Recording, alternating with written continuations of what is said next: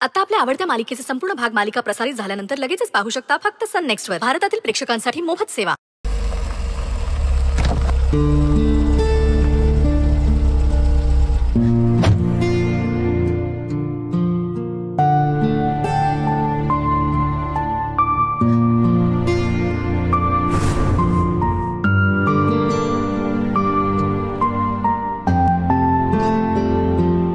नमस्कार गुरुजी. आयुष्यमान भव. कसे आहात? आदिशक्तीची कृपा. आज मी दादासाठी पूजा करायला आले. यात काय नवीन आहे? राघवेंद्र दादा आले की ते तुझ्यासाठी पूजा करतात आणि तू आलीस की त्यांच्यासाठी पूजा करतेस.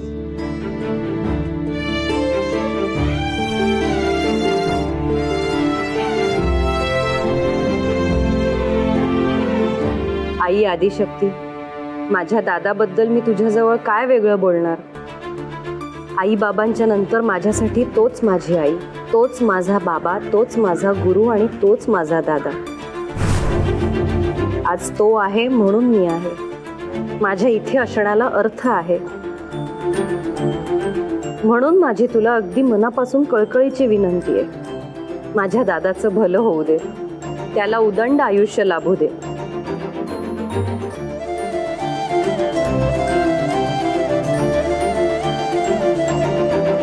अगदी योग्य वेळ आलीस बघ. आत्ताच देवीची आरती झाली. घे आरती घे.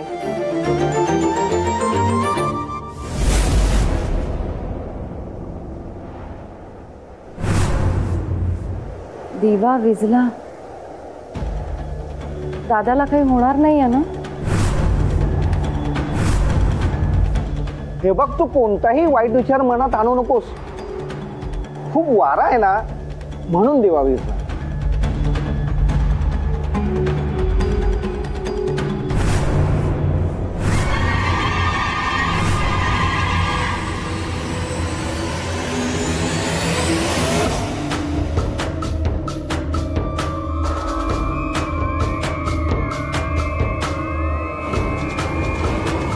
सर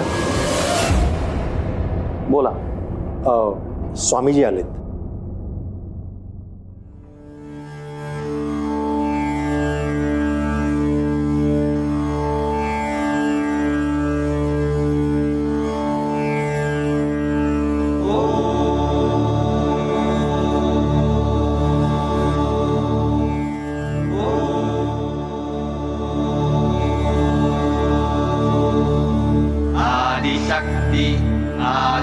शुभम भवतु. आदिशक्ति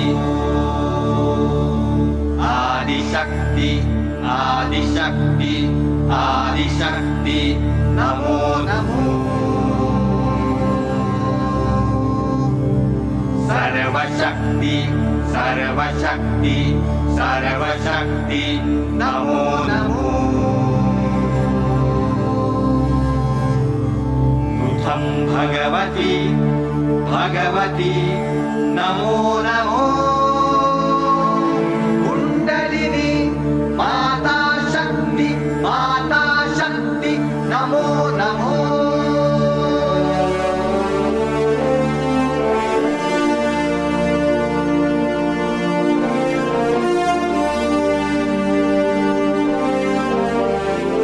एवढ्या तातडीनं बोलवायचं कारण? मैत्री माझ्या आयुष्यातली एकमेव आणि सगळ्यात मोठी जबाबदारी. जाणतो मी. स्वामीजी, तिचा सांभाळ करताना तिच्या शिक्षणापासून नोकरी धंद्यापर्यंत सगळ्या जबाबदाऱ्या पार पाडल्यात. आता एकच जबाबदारी राहिली, मैत्रीचं लग्न. अगदी बरोबर. स्वामीजी, तुम्ही लग्नासंदर्भात मला जर काही संकेत दिलेत तर त्याप्रमाणे मी पुढची हालचाल करू शकेन.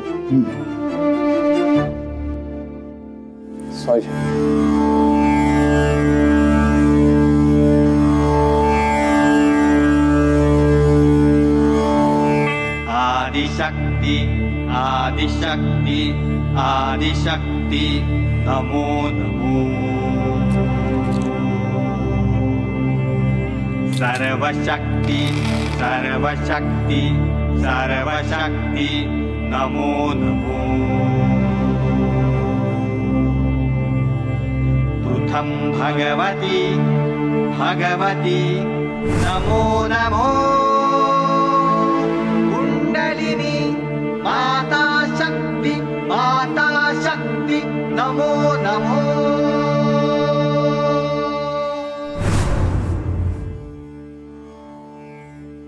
आहे मैत्रेयीच्या नशिबात लग्नाचा योग आहे,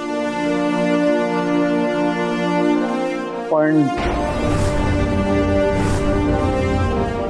काय स्वामीजी? राघवेंद्र, मागच्या जन्मीचं संचित कर्म कोणालाही चुकलेलं नाही, नाही तुला आणि नाही आम्हाला. काही गोष्टी अशा असतात ज्या इथेच भोगाव्या लागतात, आणि या इथे तसंच काहीतरी घडणार.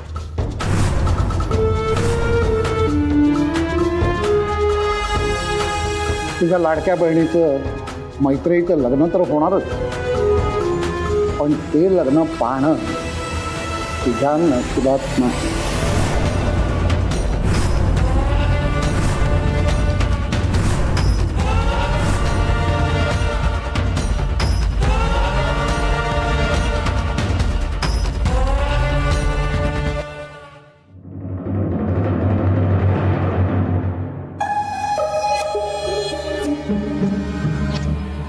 काय झालं मॅम?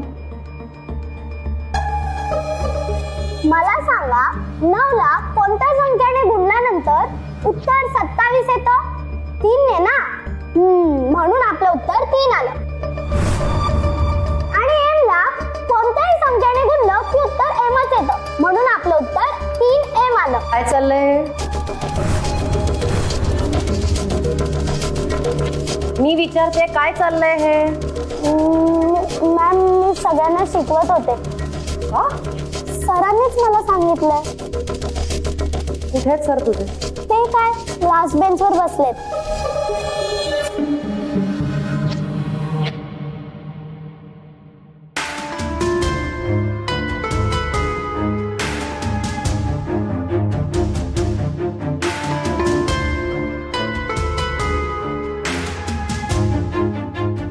सर, तुम्ही तिथे काय करताय आणि हा सगळा काय प्रकार चालू आहे?